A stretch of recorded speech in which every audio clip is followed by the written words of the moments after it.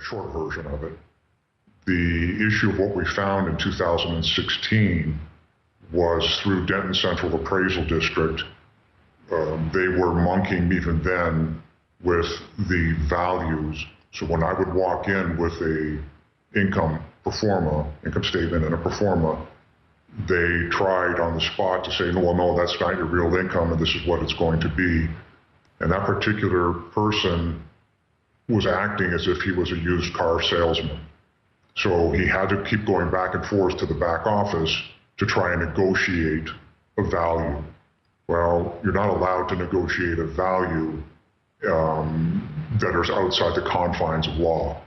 So in 2016, I walked away and there was no lawsuit. We settled on the spot. That was okay. And which state is this in, please? This is in Texas. This is Denton Central Appraisal District in Texas. Okay. And in 2017, they tried to bump it up again, another several $100,000. And then all of a sudden we realized what we had stepped into. I have an accountant, Leslie, so we started hammering in on what the requirements were so that we could prepare ourselves to go to the Appraisal Review Board, that's the ARB. And we did so, and they ignored us. We sued, and they lost. Well, that same process has happened since 2017, virtually every year, nonstop.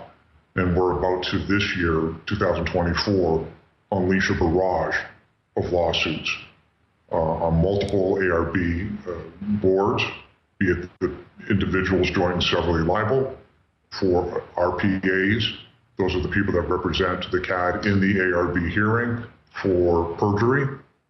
We again will sue, which we've already done, the chief appraiser, joint and severally liable, and these frauds are being committed on a mass scale.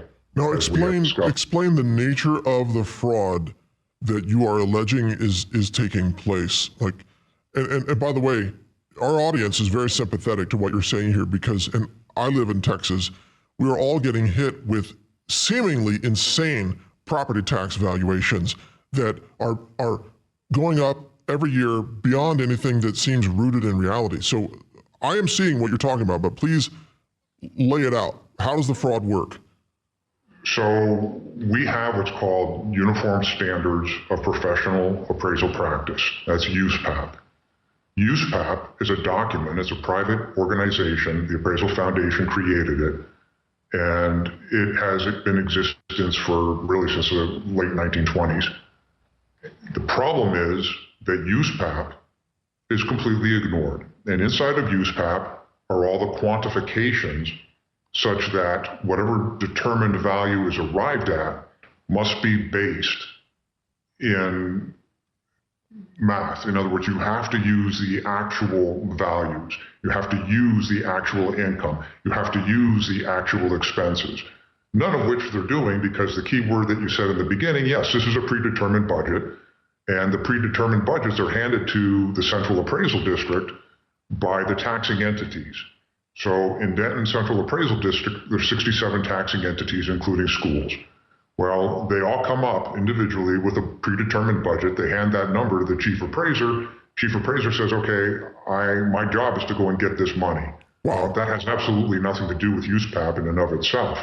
Wait, so that person is saying, I have to find a way to extract this much money from property owners, regardless of what the valuation rationally would be. I'm just going to find a way to spread this across all the taxable entities, correct? Yes, but it's much deeper than that. So the state comptroller gets into the act, and the state comptroller has what's called a property valuation study. Does the exact same thing. Well, I need this money from this area here to go and move money from this school district to that school district. And in that process, does the exact same thing to the chief appraiser. Here's my budget, hit it. Well, you now have 2 layers of fraud, but it gets worse. So under the state property tax code, Texas property tax code, USPAP is required. And then 2301E and 2301B of the state property tax code also has other requirements. Well, then we take it up one step. And that step would be that the state constitution, Texas state constitution, requires something called uniform and equal. USPAP is ignored. Texas property tax code is ignored. State constitution under uniform and equal is ignored. And the combination of those is a violation of the U.S. Constitution under the 1st, 5th, 14th, and 16th Amendments. So it's the absolute trifecta of completely ignoring the laws. And to that point, there's actually federal law that says if an agency of the government is unlawful, that agency must be enjoined. Enjoined is a fancy word for shut down. Well, it turns out that this problem is not Denton Central Appraisal District specific. Its ramifications are across the United States. There's attorneys working on this in Florida. I've spent several hours with them, and the laws are, I would say, within 98% accurate of each other. Some of the terminology is different, but then we have people that have reached out from California, and turns out that they have what's called the Board of Equalization. Well, it's the exact same process. The laws are within 98%. The bottom line is that the taxpayers, the real estate taxpayers, and we have all the math on our website to back up everything that's coming out of my mouth, but the reality is that 37% of the households being defined as multifamily and or single family households in any given jurisdiction, simply depending on the size of the population, are in harm's way of going bankrupt or losing the roof over their head as a direct result of the overvaluation and overtaxation at the hands of these central appraisal districts. Yes, you just hit something really important. In essence, this is leading towards mass homelessness of the American people. And remember when, I'm sure you followed when Kamala was passing a tax on unrealized capital gains, and everybody went ballistic. That would be taxing, unrealized gains on stocks and gold and Bitcoin and everything else.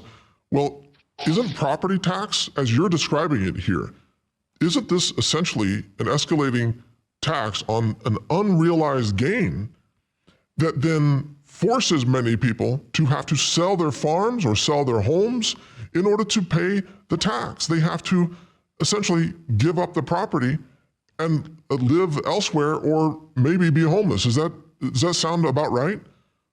That's 100% accurate, but it's deeper. So, pay your tax or we'll take the house. Congratulations, you just violated RICO. Go straight to jail. There's no sugarcoating any of this. And that's exactly where this ends up. So, Whoa. So you're talking about RICO Act violations, conspiracy charges against these individuals who are involved in this. Absolutely. And that is exactly the buttons we're starting to push. That is exactly why we're about to unleash a barrage of lawsuits. Because the math is the math and they can't get away from it. The law is the law. We have the facts, we have the law, we have the math, we've got it all. All they have is, well, we were told, we're just doing what we were told to do. And that was a statement by Chris Luttrell from Denton Central Appraisal District.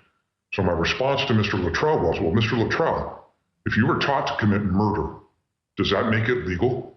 Nope. Of course not. But the bottom line is, we have the evidence that communities have been targeted via the property valuation studies through the state comptroller. Sanger, Pilot Point, Aubrey, a subdivision that I built in Copper Canyon, targeted. How do we know they're targeted? Because the values of those properties inside of those subdivisions went up 48 to 65% over and above what the average in Denton Central Appraisal District, and throughout the Denton Central Appraisal District, at 24% for 2024. That is targeting. Pay the taxes or we'll take your house. Yes. That falls under state RICO and it falls under federal RICO. So this sounds really important. Let me give out your website, mockingbirdproperties.com/DCAD, DCAD. That's how you get to your page of links, videos, and the evidence and signature gathering, lawsuit details, all of that. It's on your website, mockingbirdproperties.com/DCAD.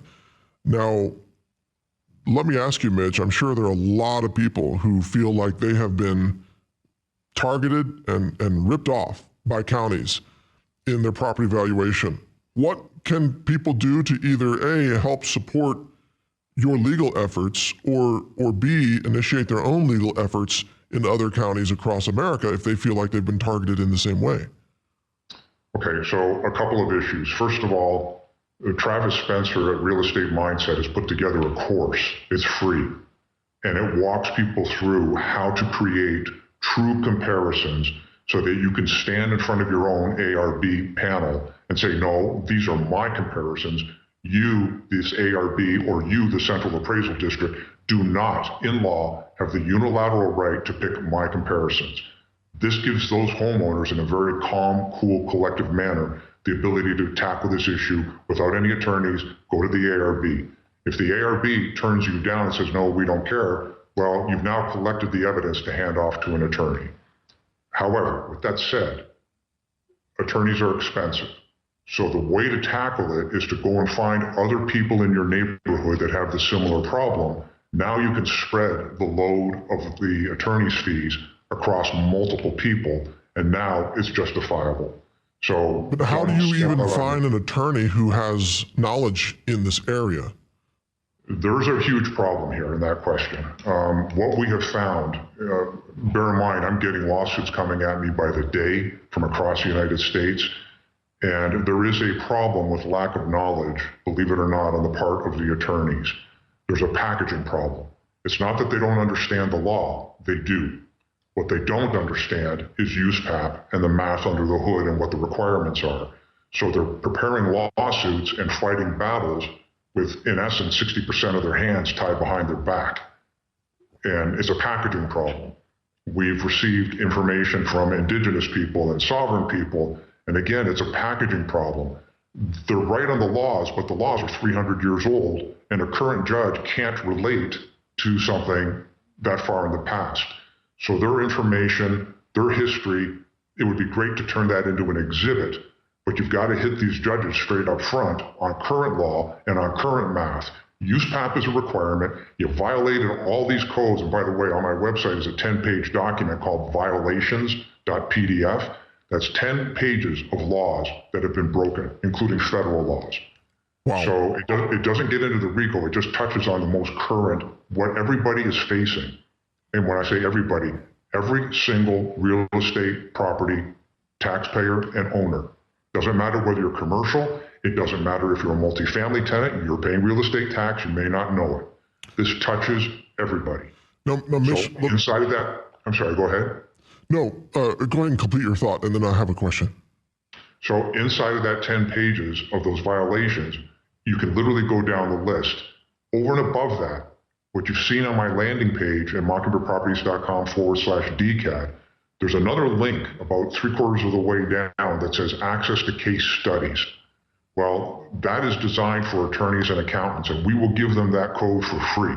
We're giving everything we've got because of the size and scope of this problem. Okay. For those attorneys that want to file the lawsuits, we've done the work for you.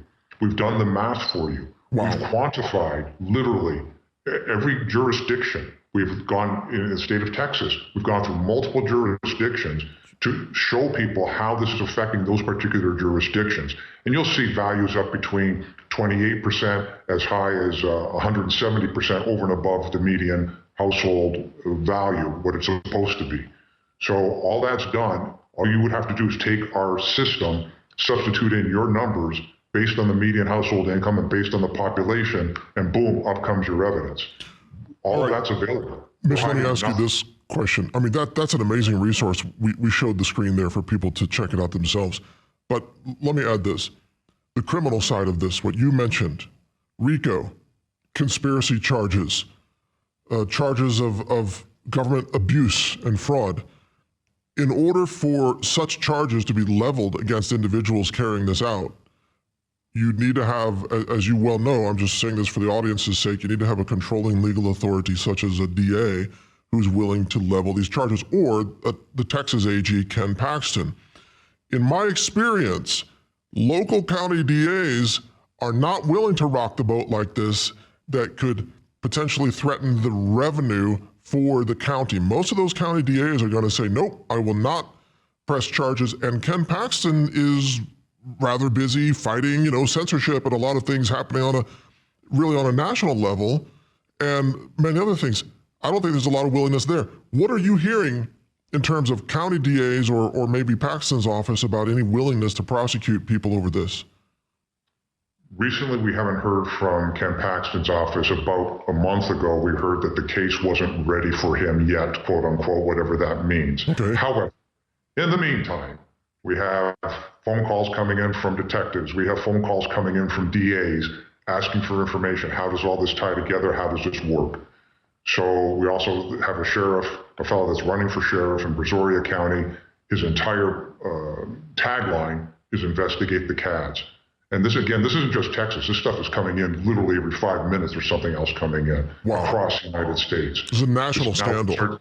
Yeah, it's picking up steam in Canada because Canada even has USPAP, except that in front of it is a letter C, as in Canada USPAP. So it's picking up steam everywhere because the truth of the matter is you either get in front of this. This is a multi-trillion-dollar problem. So to those DAs that want to sit on their butt and not get involved, you've got two choices here. You can do that, but that trillion-dollar problem will keep growing because of something called the Rule of 72. So right now, what we know, in Denton alone, there's $95 billion worth of bonds outstanding. I was finally able to tabulate that about a week ago, with the help, by the way, of the BRB. So that's the board review board for bonds. Very nice. They were helpful. They hid nothing from me. They only gave me what they had, and that was great. But I was finally able to figure it out. Oh, I know where you're going with this. I know where you're going. These bonds are issued based on the anticipated revenue. And, it's all garbage. Right, which means the bonds are going to be degraded. Yes, sir. Or defaulted. 100%. They're going to default if you don't get in front of this and unwind it. Wow. It's an exaggeration. This is a multi-trillion-dollar problem. You either get involved and unwind it, or the market will get in front of you. The market will unwind it. You're right. At which point you will have a depression greater than the original depression. As soon as a bunch of sharks in Wall Street really figure this out, they're going to start shorting those bonds, and they're going to deplete the entire bond market that's based on this fraud. You're exactly right. Wow. I mean, this kind of reminds me of the 2008 subprime mortgage collapse in Fannie Mae, Freddie Mac, and that was a massive scam. And collateralized debt obligations, CDOs, the whole thing tumbled down. And Goldman Sachs was affected, Bank of America, and this is worse. This is worse. This is worse. Tell us about that. Well, the 2008 Lehman Brothers. Sorry, Lehman Brothers, yeah. Right? Right. So in 2008, the credit default swaps ended up in the toilet called Deutsche Bank. So Deutsche Bank is still sitting on trillions worth of that crap. There's no other way to describe it. Now, is there some value there? Sure. But the problem is it still hasn't been unwound. Now, due to the Rule of 72, if you take that problem, look at how many years we are here later. And all of a sudden, the Rule of 72 says every 6 to 7 years, just based on the interest rate, that debt is going to double. Yeah. Well, why do you think these central appraisal districts and these taxing entities have their hand out? In Fort Worth, literally 3 weeks ago, the Fort Worth appraisal district said we're going to freeze the taxes. 2 weeks ago, en masse, like jets on a runway, the school districts showed up and said, oh no, you can't freeze the taxes. You have to increase them in perpetuity or we're bankrupt. At which point I chimed in and said, no, you idiots, you are bankrupt today. All you have to do is look at the Rule of 72. That money doesn't exist. And by the way, they're not paying off those bonds. They're rolling out the bonds and they're rolling up the interest rates. Wait, are you saying that some of these interest rates are 12%? I'm saying what we've seen as high as 10.2%. Yes, sir. Okay, so 7 years. 7 years doubling of the debt, right? Yeah. So that's insane. That's going to spiral into financial oblivion rapidly. That's where we are. And that's why I keep saying this either gets unwound quickly. There's value in these things, but until you start to unwind it, the ramifications are if you don't, and the market wakes up one day, it'll literally be a 24-hour bloodbath, and things won't be worth anything. Right. Because the currency is being devalued as a direct result of this. People aren't buying the bonds. The foreign people right now today aren't buying the bonds. They can see what's coming. They may not know it at the school district level or at the central appraisal district level. But the reality is we've studied LISD, Louisville Independent School Districts.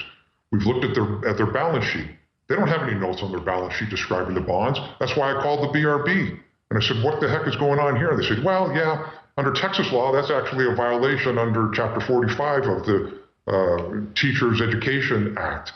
So the simple fact that they can't even state where the math is, and there's all sorts of problems at these school districts. You got contracts. The school districts are just a giant sieve for money disappearing. Absolutely. Yeah. And hardly engaged in education either, more like indoctrination for the most part. Okay, so this is really fascinating. I'm really glad that we have you on today because now I'm just starting to realize how big this is. But let me ask you a little bit of a different question. I know this is not your focus, but I need to ask you, a lot of people say that property taxes are all unconstitutional to begin with, because how do you even own property? You don't have ownership if the government can come take it away when you're not paying them essentially some form of rent that they determine, they decide, which is kind of what you're describing right now. But I know this isn't your challenge. You're not saying that all property taxes should end. You're just saying they should be valued mathematically correctly. Or what are you saying? No, property taxes have to be eliminated in favor of a uniform states sales tax, which wipes out so much fat. We literally proved it a few days ago that if you do, as I'm saying, just in Denton County alone, you will save over $7 billion by wiping out the fat. Simply just get rid of all the fat. The central appraisal districts are gone. Any of these monkeying around with the numbers, it's all gone. And by the way, under the 16th Amendment, because I actually wrote an amicus brief having to do with this issue, under the 16th Amendment, it clearly says you cannot have a tax on unrealized gains, that all taxes must be based on income if you're going to have one. Exactly. And therein lies the problem. So I believe, and I could be wrong, but I believe we're headed to the Supreme Court. If the state of Texas keeps punting this case, we're not going away. We've already made, we're filing more lawsuits. This is going to get ramped up. And I'm sorry if people get hurt. I'm sorry if people end up going bankrupt over this. But the bottom line is, you're going to get what's coming your way. If you're going to act like a criminal, you deserve to be treated like a criminal. I would prefer that this stay in the state of Texas. I would prefer that this gets unwound. But I'm here for mom and pop. I've seen this before. I left the country over this. I left Canada, which is where I'm from, over this. I'm not leaving Texas. We know what we have. We're fully quantifiable. We know what the laws are. Over and above that, I have asked in almost every presentation I've given, if I'm wrong, show me. I'm happy to apologize. I'll remove the document from the website. I'll say I'm sorry. Your problem will be I got 1,100 documents in behind it. Right. Well, it seems self-evident that property taxes are unconstitutional and immoral. I would add they are immoral as well. If anybody's paying attention to morality these days, they are immoral because you've got people that retired living on a farm. They produced, they paid taxes their whole lives, and now they just want to retire on a farm. And then the state comes along and says, no, you have to pay now 30% more every year in some areas, or sell your farm, forces them to sell, forces them to give up what they earned. Go ahead, your comments.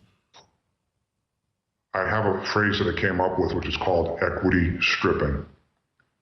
So to your point, here's the problem. It's not the money that's being taken today, okay? What this is, you've had multiple years, at least since 2016, of pulling money away from people by virtue of RICO. You're saying, give me the money or I'm going to take your house. Okay. So let's say from 2016 to today, that's multiple years of overpaying the tax by virtue of the overvaluation, which is fraudulent. Okay, good. Now, here's the big problem. The simple fact that you don't own that land, that's called being a lessor, a ground lessor. So we don't even have the definition such as exists in British law, which is where all this stuff came from, and with ramification of the War of 1812. There is no such thing that the state of Texas owns the land under your feet. This entire social construct is a con. It doesn't exist in law. So if you think about it, you would have an amortization schedule. Everybody does if you have a mortgage. Well, at the end of 30 years, you would own that asset. Right. Under their math, by taking that valuation and taxation today, you cannot make 10 cents on that asset. Now, their comment will be, well, everybody has to have a place to live. Yeah, that statement is true, but if you make an investment, this cycle is so bad and so perverse. Like, I'm not building right now because of this. I have clarity. I understand what I'm looking at. But for a guy who says, okay, I'm going to go put up this house today, and I'm going to have to pay a tax. This is a spec home. And what are you going to do if that guy has to sit on that home 2 years? His profit is gone. Right. If you're a young person, say, I'm going to buy a house, and in 5 or 8 years from now, I'm going to move because I'll have some profit. No, you won't, because they have the ability to overtax and overvalue. Now, that's a relative ability based on their deemed power by violating the law. That's a different issue, but that's where we sit today. And that proves that this is completely corrupt. It is completely bankrupt, and it cannot happen because it's equity stripping mom and pop. That's a really great term, equity stripping, and I think you're exactly right. It is an insidious, calculated, stretched out confiscation of the assets of the people, which centralizes money and power into the hands of the government that rules over the people with force. And if you don't believe me, just stop paying your property taxes and you'll find out what force is. But here's the question. I love the fact that you're saying end property taxes across, in this case, the state of Texas, but beyond that. Oh, everywhere. Everywhere, yes. And replace it with a state sales tax. Now, the libertarian side of me understands that's great because it taxes consumption. So it's automatically a tax on a higher tax effectively on wealthier people who choose to spend more money, but it also puts control of taxation into the hands of the consumer. They can choose to pay lower taxes by spending less, which is great. So there's freedom in that. What level of, Texas doesn't currently have a state income tax, but there are sales taxes in certain areas. Any idea what level of state sales tax would replace property taxes? It's taken me roughly 40 days to be able to answer that question. Since I would imagine. Got involved in this. I finally figured it out 2 days ago. The answer is 15.64%. Wow. Okay, I would gladly give up, end all property taxes. I would gladly pay 15.64% at retail. Yeah, and that may change just a hair, not very much, based on the population for any given state. And that's why I'm calling it the Uniform States Sales Tax. So it has to do with population and how much money is being spent in a given, but the numbers are the numbers. You can slide in any one of these numbers and you're going to be pretty close to that number. And of course, the bigger problem is that every state, especially California in particular, and Illinois, let's not even talk about the finances of Illinois, right? But every state has this unending appetite for more money, more power, more control. It never ends until you make it end. Like the people have to say, no, this is the limit. And that's what you're doing, it sounds like, Mitch. You're saying, no, this is illegal what the state or what the county is doing. There's 143 million single-family homeowners in the United States. I can assure you the government has zero power. It's an illusion, right? If 143 million homeowners simply said, you know something, we don't want to fire any bullets, we don't want to get involved in that nonsense, it's kind of messy, we're just going to go on strike until you idiots learn how to play nice in the sandbox. At which point you will collapse the market within hours. And my point is, the market is going to collapse if this problem is not dealt with. It's just the way that it is. People will tell you in the government, well, we're going to spend more money to get us out of this mess. No, that's hyperinflation. Hyperinflation is a tax. Hyperinflation and a tax will lead to an implicit destruction of the US dollar. It will be game over one way or the other. The only thing you can do is take the less painful route and simply say, we are going to unwind this. That's a corporate term for, we got a problem, not everybody is going to get their money back. But I want everybody that's listening to this to understand something. Your 401ks are at risk. Your pensions, i.e. Chicago, Illinois, are at extreme risk. because there is no money to pay it back. Right. So if you unwind it and say, fine, it's 30 cents on the dollar, well, 30 cents on the dollar is a heck of a lot better than 5 cents on the dollar or hyperinflation. Hyperinflation devalues the currency, at which point in time we have a greater depression. And people are already seeing the results of devaluation if they understand what's happening, grocery prices in particular, insurance prices, right? But to your point, I think it's critical that people understand what's at stake here. Isn't it very likely that the federal government will print money to bail out state and city bonds? And that...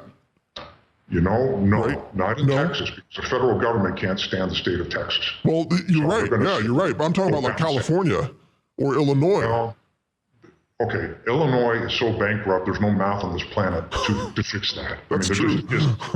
Just simply bulldoze it and start over, because there isn't anything else you can do.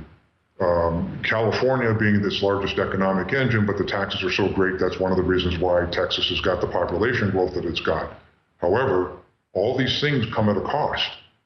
And when the pensioners, pension holders are mom and pop. 401ks are mom and pop. So they give their money to somebody like Fidelity to go and invest, and Fidelity says, okay, we'll buy a certain amount of muni bonds, we'll buy a certain amount of school bonds, and they give the money to Morgan Stanley, they do the same thing, so it gets cut a whole bunch of different ways. Here's the problem. The school districts are bankrupt. The municipalities are bankrupt, right? But for the implicit, and I'm underlining that word implicit, guarantee of the taxpayers, because there's no such thing. No taxpayer signed up for this crap. But for the implicit guarantee, these school bonds would be worth toilet paper in about an hour from now. That's right. They are depending on that implicit guarantee. The problem with the implicit guarantee is it turns out into an implicit guarantee of the taxpayers when the U.S. government on the federal side defaults in the form of its currency. Wow. And that default is being accelerated by geopolitical events on the global scale, such as the BRICS rollout. There's a big meeting this month, in fact, among the BRICS nations, and more nations are going to dump the dollar, which means the ability of the U.S. to print meaningful dollars that have value is going to be sharply diminished. So this problem snowballs. 100%, and that's why I'm saying get in front of it before the market does.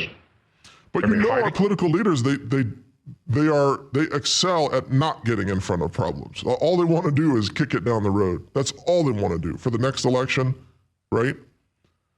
Well, that's fine, but that would make you, see, under federal law and state law, when you're told that you're breaking the law and you choose to do nothing about it, you're a co-conspirator in a criminal conspiracy to defraud. Right. Right. Well, maybe some of these people need to go to jail. I mean, I think there's broad support for that among the American people at this point. I think in order to turn the tide, that has to happen. I can tell you truthfully that there are criminal complaints sitting on my attorney's desk. Okay. Outstanding. Well, there's almost nobody who went to jail after the subprime mortgage collapse and all the economic damage that caused. I think they sent one guy to jail for illegal trading or something, but nobody in the big banks went to jail. This is so much bigger. I mean, what people don't understand, what you saw in 2008, 2009 is a walk in the park. This makes Bernie Madoff look like a piker. Yeah. That's how big this is. Yep. Bernie Madoff is small time compared to our world today. He wasn't big enough. All right, so this is amazing. It seems like you need a documentary that just where you are interviewed. If you don't mind me just brainstorming out loud here, a documentary of you being interviewed, and then edited together with some proper, voiceovers and some music to really lay this out to the American people.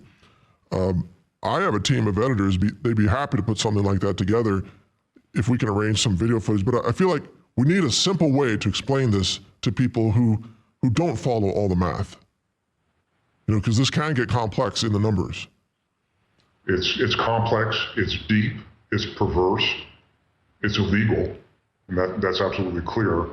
And it's not an exaggeration when I say we have a mountain of evidence fully available, locked, loaded, ready to go.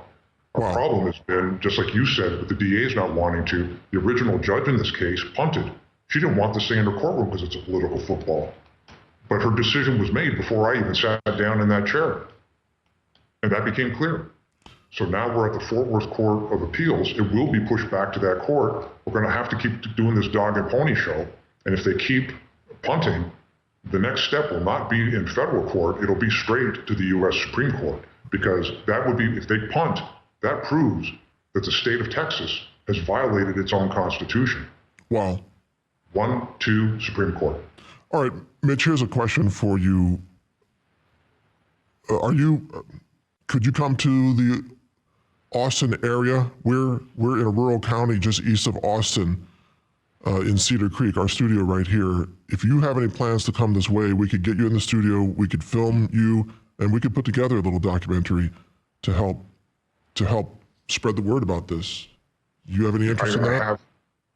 Yes, very, because I'm literally sitting on my right-hand side here. There's about a foot of documents, and that is the tip. I mean, that's insignificant as to what, compared to what we've got on the website. Those are my talking points, just so, because it's so deep. I go through that stack every day to keep my head in circle. Yeah. Remember everything that's going on. Right. All right, well, we'll talk to you after the show to see about your travel plans, see if we can get you into our studio here and help amplify this. Also, there needs to be, what do you call this? What's the term or the phrase of what this is? Well, to me, this is truly equity stripping mom and pop on a global scale. I mean, the math is the math. They can't get away from it. I've asked every time a video or something appears, prove me wrong. Show me where I'm wrong. Give me the math and show me where I'm wrong. Yeah. And that's a pretty bold statement, but nobody's been able to do it. And you were on with Robert Barnes, the attorney. Robert Barnes poked at this, and I'm so thrilled he was on that video because he couldn't. He couldn't break it. Yeah. And if anybody could, it would have been him. That's right. Robert Barnes is sharp, and he knows what's going on, and he couldn't find a hole in this, huh? No. Well, you're onto something big. We have tracked the math to the law, so it's USPAP, to the math, to the state constitution, to the state property tax code, to the U.S. Constitution. We've tracked it all. We've got it documented. It's a box they can't get out of. Wow. So now it's just a question of, can you get an honest judge, huh? Or an honest DA? Yes, but there's so many people now taking a step forward across the United States. We even have attorneys that have filed suits on this issue in their states. They're starting to backpedal and say, okay, wait a minute, Dexter's right. We got this wrong. We packaged it wrong because they didn't have the math. They didn't understand USPAP. I spoke to an attorney just yesterday out of Alaska. He owns the real estate. He didn't know anything about USPAP. Wow. So it's like going into a fight with one of your hands tied behind your back. It's packaging. And we've done the packaging. We've done the research. We've done the math. It's all there. It's free. Okay. Our studio resources are open to you. We'd love to get you here to do a more formal mini documentary on this that we'll do all the editing and everything to put it together for you to help explain this. And it sounds like what you have here is an absolute game changer, because all they can do is delay the application of the law. I mean, they can just throw things in your way, but they can't stop the inevitable conclusion, it sounds like. One way or the other. Either we do this the way I am suggesting, which is to unwind it, or the market will do the unwinding, at which point all hell will break loose, because its ultimate conclusion is its ultimate conclusion, which is its failure due to abject fraud. Wow. And how, just in the state of Texas, how many tens of billions of dollars are at play in all of this, or more? Any estimates? 1 trillion, a little over 1 trillion per year. Just in Texas? Yeah. $1 trillion? Yeah. You're talking about municipal bonds and school bonds? Yeah. So watch this. So in Denton Central Appraisal District, okay, the average annual property valuations of $235 billion, of which $67 billion is calculable over valuation, which means since 2017, they have stolen $1.34 billion from mom and pop. In one county. Just in Denton Central Appraisal District alone. Wow. Yes. So then when you start ratcheting that up and say, okay, that's $67 billion in Denton, you can see how fast these numbers get large.